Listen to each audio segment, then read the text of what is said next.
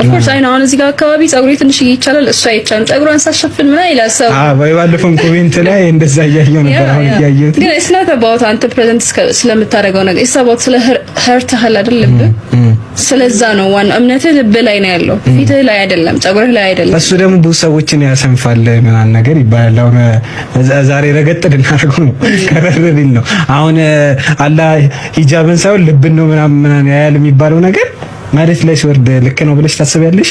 በጣም ልክ ነው። ለምን በል አይሽ ለምን አንዳንድ ሰው ሂጃብ አይደለም ኒቃብ አድርጎ በጣም ብዙ አይነት ወንጀል ይሰራል ማንናቀው ነው። ግን በእርግጥ ያው አንዲት ሴት ጸጉሯን ትገለጣለች፣ አለባበሷን የካፊር ነው፣ ምንም ሙስሊም የሚመስል ነገር የላትም፣ አሰግድም። ነገር ግን በአላህና በመልእክተኛው በቁርአን ታምናለች፣ ምንም አይነት ጥርጥር የላትም። እቺ ሴት በዚህ ሸዋል ያለች ተውበት ሳታደርግ ብትሞት ዘውታሪ ነው የጀሃነም የምትሆነው ወይስ ደግሞ ተቀጣ ነው የምትወጣው? ለዘጠና ዘውታሪ ነች። ሶላት የማይሰግድ ሰው ሙስሊም አይደለም። በዑለሞች መካከል ኺላፍ ቢኖርም ትክክለኛ አቋም ግን ሙስሊም ልትባል አትችልም። ብቻ ይኸውላችሁ በዑለሞች መካከል ሶላት የማይሰግድ ሰው ሁክሙ ምንድነው? ሁላቸውም የተስማሙበት አንድ ነገር ታሪኩ ሶላት ሙንከራ ለውጁቢሃ فهذا كافر بإجماع المسلمين በቁርአን በሐዲስም በዑለሞችም ሁሉ ስምምነት ሶላትን የማይሰግድ ሰው የማይሰግድበት ምክንያት ምንድነው ተብሎ ሲጠየቅ ጊዜ አይ ግዴታ ስላልሆነ አልሰግድም ካለ ሰውየው ይሄ ሰውዬ ያለምንም ጥርጥር ካፊር ነው፣ ይሄ ጀሃነም ነው። በዚህ ላይ ምንም በዑለሞች መካከል ኺላፍ የለም። أما إذا كان تاركا للصلاة متكاسلا مع الإقرار بوجوبها فقد اختلف فيه أهل العلم. الجمهور على أنه لا يكفر، لكن أصح ما عليه أهل العلم أنه يكفر، والدليل على ذلك قول النبي عليه الصلاة والسلام العهد الذي بيننا وبينهم الصلاة فمن تركها فقد كفر، ويقول عليه الصلاة والسلام بين الرجل وبين الشرك والكفر ترك الصلاة. ሁለተኛው ሶላትን ስለተወሰው ሁክሙ ምንድነው? እርሱ የተለያየበት ነገር የሶላትን ግዴታነት ያምናል። ሰውየው የሶላትን ግዴታነት ያምናል። ነገር ግን ለምን አትሰግድም ሲባል ጊዜ አቡ እንደው ተሳንፌ ነው የማልሰግደው ልብሴ እየተነጀሰብኝ ምናምን ይላል። እንደዛ አይነት ከሆነ ይሄ ሰውዬ እዚህ ጉዳይ ላይ ግዴታነቱን አልካደምና ይሄ ሰውዬ አልከፈረም የሚሉ ዑለሞች አሉ። ሌሎች ደግሞ አይ እስካልሰገደ ድረስ ይከፍራል ቢያምንም ራሱ ግዴታነትን ብሎ የተናገሩ አሉ። ትክክለኛው ታዲያ የትኛው ነው ብለን ስናይ ጊዜ ሰውየው ይከፍራል የሚለው ነው። ሶላትን በመተው ግዴታ መሆኑን አመነም አላመነም ሰው ይከፍራል። ለምን? ምክንያቱም ነብያችን ሰለላሁ ዐለይሂ ወሰለም العهد الذي بيننا وبينهم الصلاة فمن تركها فقد كفر ብለው ተናግረዋል። በእኛና በካህዲያኖች መካከል ትልቁ የሚለየን ነገር ሶላት ነው። እርሷን የተወ በእርግጥም ከፍሯል፣ ከእስልምና ወጥቷል ብለዋል። በሌላ ሐዲስ ላይ ነብዩ ሰለላሁ ዐለይሂ ወሰለም በይነ الرجل وبين الشرك والكفر ترك الصلاة አሉ። በአንድ አማኝና በክህደት መካከል ያለው ሶላትን መተው ነው። ስለዚህ ሶላትን የተወ ሰው ከፍሯል ብለው ቃል በቃል ነብዩ ሰለላሁ ዐለይሂ ወሰለም ተናግረዋል ማለት ነው። ይሄ ነው የዑለሞች አቋም። ሐናቢላዎች ሼክ አብዱል ዐዚዝ ብን ባዝ፣ ሼክ ኢብኑ ዑሰይሚን፣ ሼክ ሷሊህ አልፈውዛን እነዚህ ሁሉ በዚህ ጉዳይ ላይ ተጠይቀው ሁላቸውም ይከፍራል ብለው ተናግረዋል። እንደተረዳችሁት ከዚያ በፊት ከአዳም በፊት ነበሩ ብለን የምንተረጉም አይደለም። በአምላክ እውቀት ውስጥ ነው። ምክንያቱም ክርስቶስ ከአምላኩ የተላከ መልእክተኛ ነው። ያ እንደሚላክና የተመረጠ እንደሆነ ከአብርሃም በፊት ቀድሞ የሚታወቅ ነገር ነው። ነቢያችን ሰለላሁ ዐለይሂ ወሰለም መላካቸው ከአዳም ስጋና በስጋና መንፈስ መካከል ገና ሳለ በፊት መላካቸው ከአምላክ እውቀት ውስጥ ነበር ብለን ነው የምናምነው። እንደሱ ይመስላል። ሌላኛው ክርስቶስ በእግዚአብሔር እመኑ በእኔም እመኑ ማለቱ ይህ አምላክነት አያሰኘውም ወይ የሚል ነው። እዚህ ቦታ ላይ በነቢዩ እግዚአብሔር እመኑ በነቢያቱ እመኑ ይላል መጽሐፍ ቅዱስ ላይ። ስለዚህ ነቢያት ሁሉ አምላክ ሊሆኑ ነው አይደለም። ነገር ግን ክርስቶስ ታዲያ በእግዚአብሔር እመኑ ሲል ጊዜ እንዲሁም በእኔም እመኑ ሲል ጊዜ አንደኛ እርሱ እግዚአብሔር እንዳልሆነ ፍንትው አድርጎ እያሳየ ነው። እግዚአብሔርን ነጠለና በእርሱ እመኑ አለ። በእኔም እመኑ ብሎ ራሱን ደግሞ ነጠለ ኢየሱስ ክርስቶስ። ምን ብለን ነው የምናምነው ነው አሁን ጥያቄው። እግዚአብሔርን እንደ አምላክ ክርስቶስን ደግሞ እንደ መልእክተኛ ነው የምታምኑት። ገብቷቸዋል። ይህን ያለው ማነው? ራሱ ኢየሱስ ክርስቶስ። ዮሐንስ ወንጌል ምዕራፍ 17 ቁጥር 3 ላይ ሲናገር ኢየሱስ ወደ ሰማይ ቀጥ ብሎ አምላክ ሆይ አንድና ብቸኛ እውነተኛ አምላክ አንተ ነህ ካለ በኋላ የላከውንም ኢየሱስ ክርስቶስን ያውቁ ዘንድ ይችለች የዘላለማዊ ሕይወት አለ። ራሱን ምን አለ? መልእክተኛ እንደሆነ ተናገረ። ያንስ የላከውን ብቻህን አምላክ ነህ ብሎ ገለጸው። ስለዚህ በእግዚአብሔር እመኑ ሲል ጊዜ በእርሱ አንድና ብቸኛ አምላክ እንደሆነ እመኑ፣ በእኔ እመኑ ሲል ጊዜ ደግሞ እኔ የእርሱ መልእክተኛ ሆኔን እመኑ እያለ ነው። ይህ ነው። ይህን የመሰለ ቃል አላህ በቁርአን ላይ ለመሲሁ እንደተናገረለት ይናገራል። በሱረቱል ማኢዳ ምዕራፍ 5 ቁጥር 111 ላይ ወኢዛ አውሐይቱ ኢለል ሐዋርይን አን አሚኑ ቢ ወበረሱሊ ቃሉ አመና ወሽሀዱ ቢአንና ሙስሊሙን ይላል። በእኔ እመኑ በመልእክተኛ እመኑ ይላል አላህ ለሐዋርያቶች። ክርስቶስ ምን አለ? በአምላክ እመኑ በእኔ እመኑ አለ። ያ ነው፣ ሌላ ነገር አይደለም። በእኔ እመኑ ብሎ አላህ ተናገረ። በመልእክተኛ እመኑ ማለት በክርስቶስ መልእክተኛነት ማለት ነው። በእርሱ እመኑ በመልእክተኛነቱ ይታመናል። ክርስቶስ መልእክተኛ እንደሆነ ማመን ይህ አንዱ የእምነታችን ሁሉ መሰረት ነው። እኛ በደንብ እናምንበታለን። ችግሩ ግን አንተ ጋር ስንመጣ ታሪኩ ይቀየራል። አንተ አምላክ ነው ብለህ ነው የምታምነው። ክርስቶስ ግን እኔ አምላክ መሆኔን እመኑ ያለበት ቦታ አንዲት ቦታ ላይ የለም። ስለዚህ ክርስቶስን የምትወደው ከሆንክ እርሱን እንደ መልእክተኛ ተቀበል።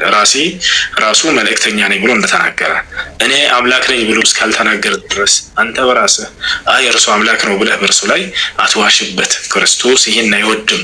ክርስቶስ አላለም። አይሽ ኢሳይያስ 7:14 ላይ እነሆ ድንግል ትጸንሳለች ልጅም ትወልዳለች ስሙንም አማኑኤል ይሉታል ትርጓሜውም እግዚአብሔር ከኛ ጋር ነው የሚል ነው። ይሄንን ድንግል የምትጸንሰው ልጅ እግዚአብሔር እንደሆነ እየተናገረ ነው። ስለዚህ ይሄንን እንዴት አድርገህ ነው የምትፈታው? ትንሽ ተኛለሁ። እሺ ችግር የለም። አማኑኤል እዛው እንደተወለደ ታውቃለህ አይደለ? አማኑኤል እዛው ከድንግል ማርያም ለዛ አማኑኤል በዛው ዘመን በኢሳይያስ ዘመን የሚወለድ ልጅ ነው። እዛው ተወልዶ ተጨርሶ አማኑኤል ሌላ ልጅ ነው። እዛው አማኑኤል ሌላ ልጅ ነው። ለእነ ኢሳይያስ እዛው አማኑኤል ተወልዷል። አማኑኤል ስለዚህ እግዚአብሔር ነው። አማኑኤል ማለት እግዚአብሔር ነው ማለት አይደለም። እግዚአብሔር ከኛ ጋር ነው ማለት ነው። ይሄው እያለ እኮ ነው 7:14 ኢሳይያስ 7:14 ላይ እግዚአብሔር ስሙ ትርጓሜውም አማኑኤል ማለት እግዚአብሔር ማለት ነው እያለ ነው። ስለዚህ አማኑኤል እግዚአብሔር ነው። እንደሱ አይደለም። አማኑኤል ማለት እግዚአብሔር ነው። ኢሳይያስ 7:14 ላይ ሄድና አነበው። እነሆ ድንግል ትጸንሳለች ልጅም ትወልዳለች ስሙንም አማኑኤል ይሉታል ትርጓሜውም እግዚአብሔር ከኛ ጋር ነው የሚል ነው። እንደሱ አይደለም። ቆይሽ ላንብብልሽ። ወይም ደግሞ ማቴዎስ 1:23 ላይ ችግር የለውም እግዚአብሔር ከኛ ጋር ነው ማለት እንጂ ትርጓሜው አማኑኤል ማለት እግዚአብሔር ነው ትርጓሜው የሚል የለም። እግዚአብሔር ከኛ ጋር ነው ማለት ማቴዎስ 1:23 ላይ ወይም ኢሳይያስ 7:14 ላይ። እሺ ኢሳይያስ 7:14 ስለዚህ ጌታ ራሱ ምልክት ይሰጣቸዋል። እነሆ ድንግል ትጸንሳለች ወንድ ልጅንም ትወልዳለች ስሙንም አማኑኤል ብላ ትጠራዋለች። የአማኑኤል ትርጓሜ እዚህ የለም። ስለዚህ አማኑኤል ሌላ አማኑኤል ማለት አንድ ተጨርስ ይቀጥል ልጅ ይጨርስና ትቀጥላለህ። አማኑኤል ማለት እግዚአብሔር ነው ማለት ሳይሆን አማኑኤል ማለት እግዚአብሔር ከኛ ጋር ነው ማለት ነው። ገብቶሃል?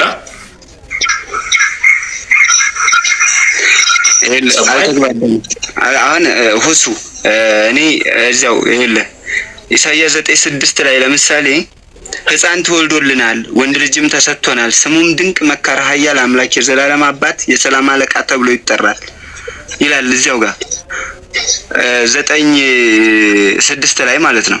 ትንቢት ነው የተነገረው። እዚህ ጋር እግዚአብሔር ስሙንም እግዚአብሔር ትለዋል። አማኑኤል ማለት ትርጓሜው እዚያው ጋር እያስቀመጠልን ነው። ትርጓሜው አማኑኤል ማለት እሺ ትርጓሜው ምንድነው? አማኑኤል ማለት ትርጓሜው እግዚአብሔር ማለት ሳይሆን እግዚአብሔር ከኛ ጋር ነው ማለት ነው። እግዚአብሔር ከኛ ጋር ነው ማለት ነው። እግዚአብሔር ከማን ጋር ነው? እግዚአብሔር ከማን ጋር ነው? ስለዚህ እመቤታችን ቅድስት ድንግል ማርያም አማኑኤል የሚባል ልጅ ወልዳለች? አልወለደች እንዴ? መጀመሪያ ወልዳለች እኮ አልከኝ። እሱ ሌላ ነው ከዛም በፊት ነው አልከኝ ቅድም። ሁስ ድንግል ማርያም ኢየሱስ የሚባል ልጅ እንጂ ወለደች። አማኑኤል የሚባል ልጅ አልወለደች። አሁን እኮ እያልከኝ ነበር እኮ መጀመሪያ ላይ እሱ የበፊት ነው እሱ ከዛም በፊት የነበረ ነው አልከኝ። አዎ ከማን ነው የተወለደው? አማኑኤል ከማን ነው የተወለደው? እዚያው ላይ አሻዳም ተረጋማል። እዚያው ትንቢቱ ኢሳይያስ 7:14 ነው አይደል? ይሄ ኢሳይያስ 8:8 ላይ ቀጣዩ ምዕራፍ ላይ ያቺ ሴትዮዋ ጸነሰች ወንድ ልጅንም ወለደች ስሙም አማኑኤል ተብሎ ተጨርሷል። እዛው አልቋል። ላሳይህ ላውጣልህ መጽሐፍ ቅዱስ ይዛል አውጣልኝ። ኢሳይያስ ምዕራፍ 8 ቁጥር 8 ላይ ምን ይላል መሰለህ? እዛው ቀጣዩ ላይ እየጎረፈም ወደ ይሁዳ ይገባል፣ እያጠለቀለቀም ያልፋል፣ እስከ አንገትም ይደርሳል። አማኑኤል ሆይ የክንፉን መዘርጋት የአገርህን ስፋት ትሞላለች ይላል። ወዲያው ይሄ ልጅ ተወልዶላቸዋል።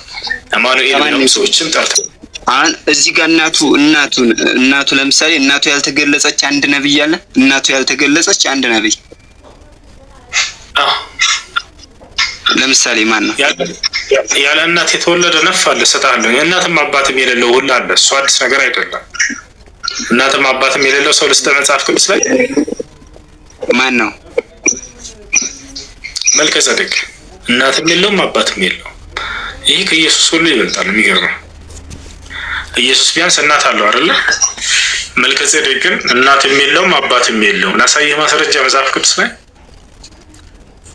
ሁሉም አሉት። በእኛ በቤተክርስቲያን አገላለጽ ሁሉም አሉት። የለውም። ላሳይህ መጽሐፉ ላይ እናትም የለውም ይላል።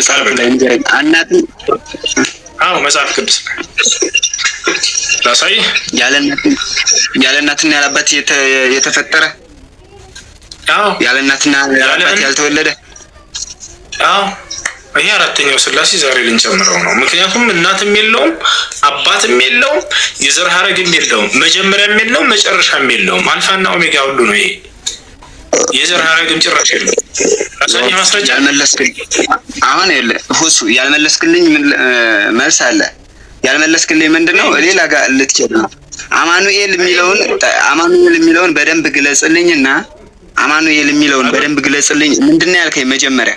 እሱ ሌላ ነው አልከኝ። አማኑኤል ይሄን ከባድ ሰው ላሳየህ ቆይ በቀላል አትለፈው። ይሄን ከባድ ሰው ላሳየህ። አሁን እናትም የለውም አባትም የለውም ምን ትላለህ? ይሄ መልስልኝ። ይሄኛው መልስልኝ።